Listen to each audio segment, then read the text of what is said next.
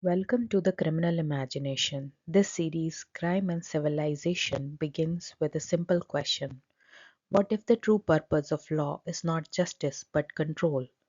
Across centuries, crime fiction has recorded the political fears of its age, from cursed kings and cunning thieves to corrupt judges and silent witnesses.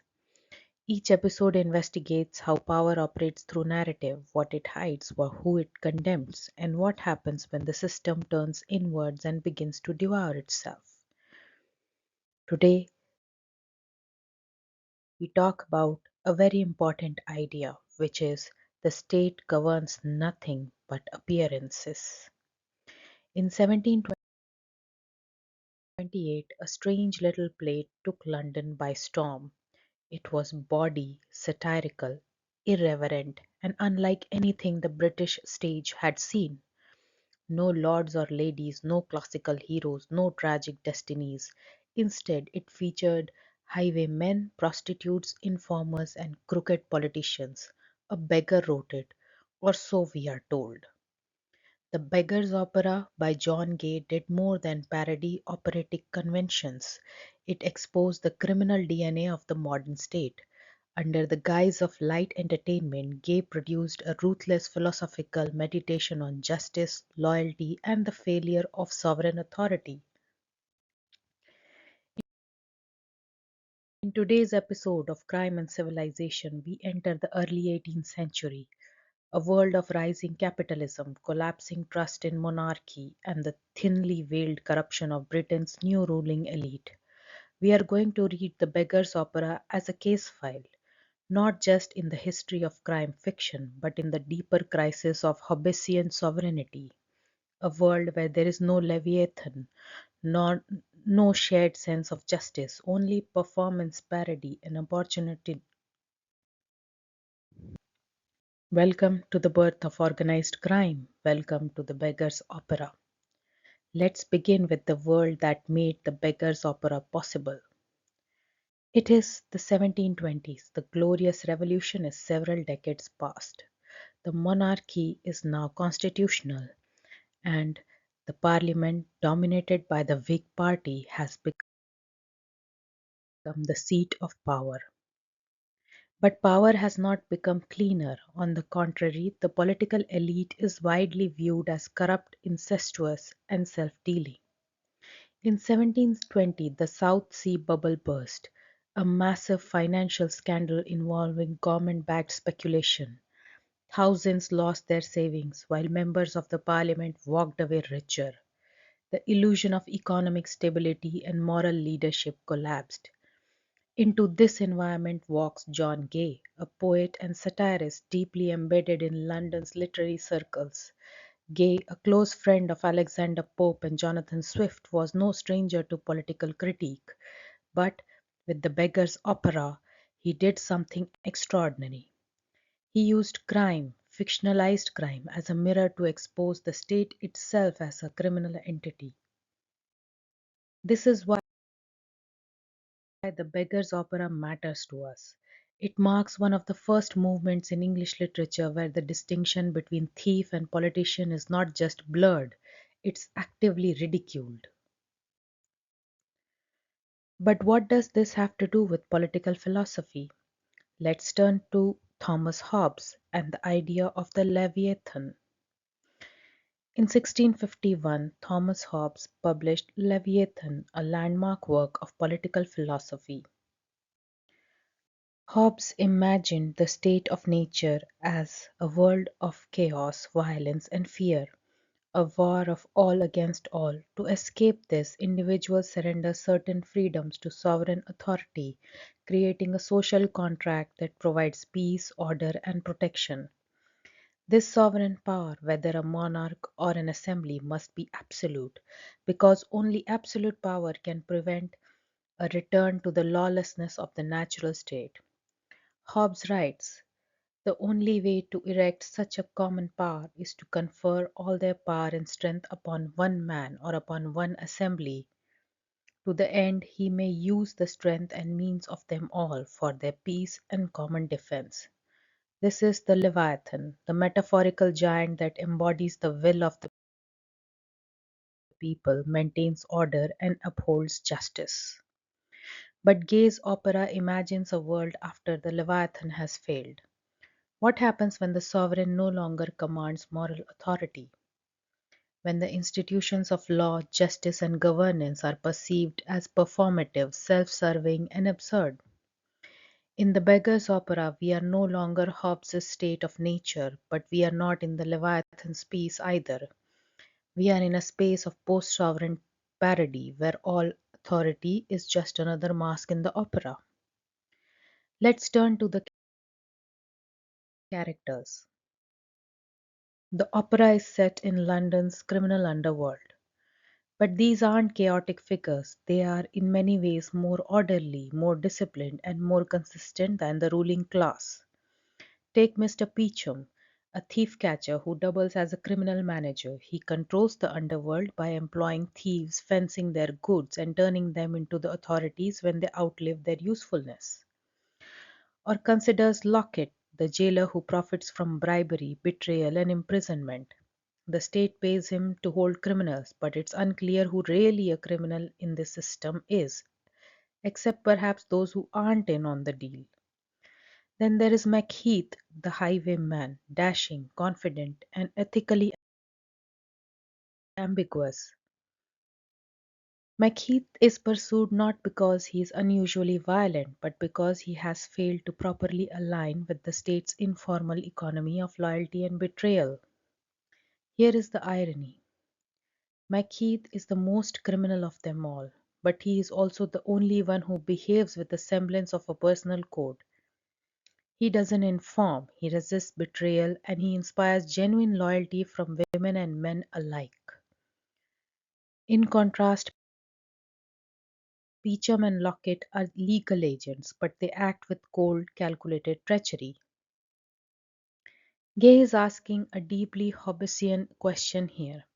If the state cannot distinguish itself morally from the criminal it punishes, then what authority does it possess? In Hobbesian logic, the state arises to protect us from crime and violence. But in the beggar's opera, the state is indistinguishable from the crime. There is no social contract. No one trusts anyone.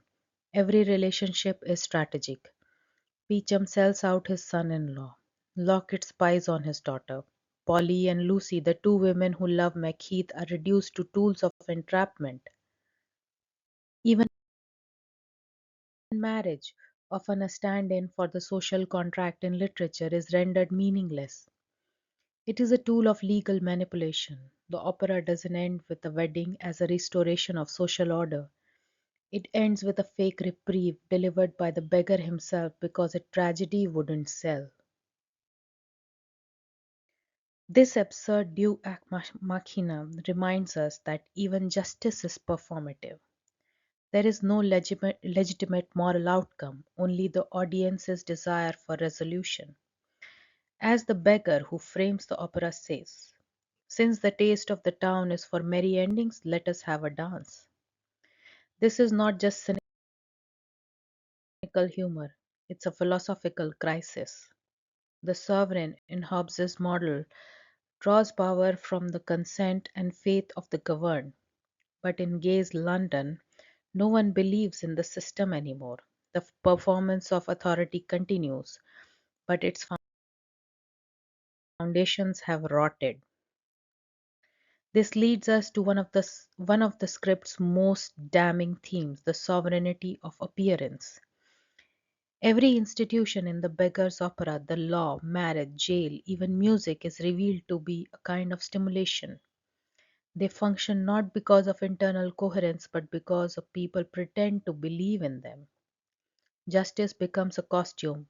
Macheath's jailers are bribed to treat him well. The judge is irrelevant.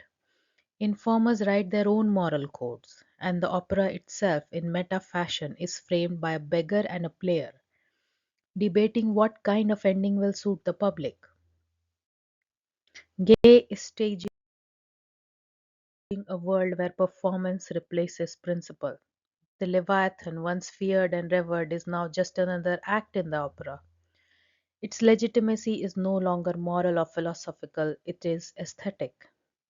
And this is precisely what makes the Beggar's Opera prophetic. It anticipates a modern world where the state persists through spectacle, not consensus. Beggar's Opera is not just satire, it's proto crime fiction, dramatizing the birth of organized crime as a political mirror. Peachum and Lockett do not operate outside the state, they are the state.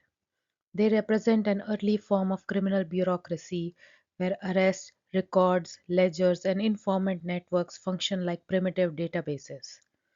They foreshadow modern policing system where enforcement is not about justice but about the management of risk, loyalty, and profit. In Macheath, he is the criminal as hero, a recurring figure in the later crime fiction, from Robin Hood to Raffles to Ripley. He's not just an outlaw, he's a sovereign rival, exposing the vacuity of official power by operating according to his own code, which is paradoxically somehow more stable. This is the genius of Gay's opera. He doesn't argue that crime is the breakdown of order. He suggests that this is the continuation of order by other means. To truly appreciate the radical force of the Beggar's Opera, we must return to Hobbes. Hobbes feared that without strong sovereign power, society would collapse into anarchy. But Gay suggests the opposite. Even with a state, we are already in a moral anarchy if that state has lost its legitimacy. The opera doesn't celebrate criminality, it shows us that in the absence of a credible sovereign, crime and power become indistinguishable. The result is not chaos, but performance without belief, law without justice, order without trust. This is the ultimate sovereign crisis, a world that looks governed but is governed by nothing but mass. Gay's London is not a state of nature, but it might be something worse, a society where the social contract exists only on paper and everyone knows it. Here is a question. Why should this matter to us today? Because the question Gay raises in 1728 have never gone away. In fact, they have become foundational to modern crime fiction.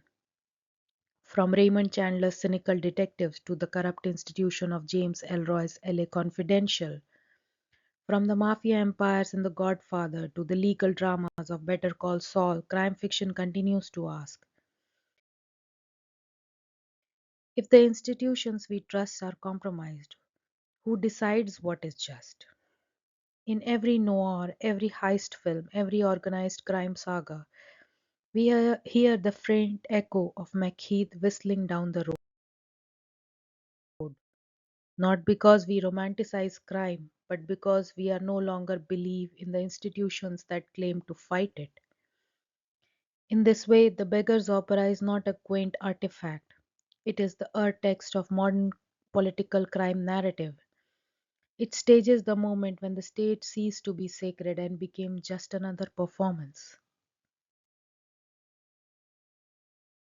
Let's return to the series premise, crime and civilization. It is not just about bad guys and good guys. It's about how stories of crime reflect the rise and the crisis of the modern state. In the Beggar's Opera, crime is not a deviation from order. It is the truth that order tries to hide. The ruling class is exposed as a criminal syndicate, the justice system is exposed as a racket, and the sovereign is shown to be a little more than stagehand in a dying play. In this world, the only crime is believing that the system still believes in itself. And here is the question I will leave you with. If the state only governs through appearances, what happens when no one believes in the performance anymore? Does crime become rebellion, or does rebellion become the new performance? In The Beggar's Opera, John Gay doesn't give us an answer, but he makes sure we know the question matters. Remember, until next time. This has been crime and civilization, where every crime reveals a system and every system has something to hide.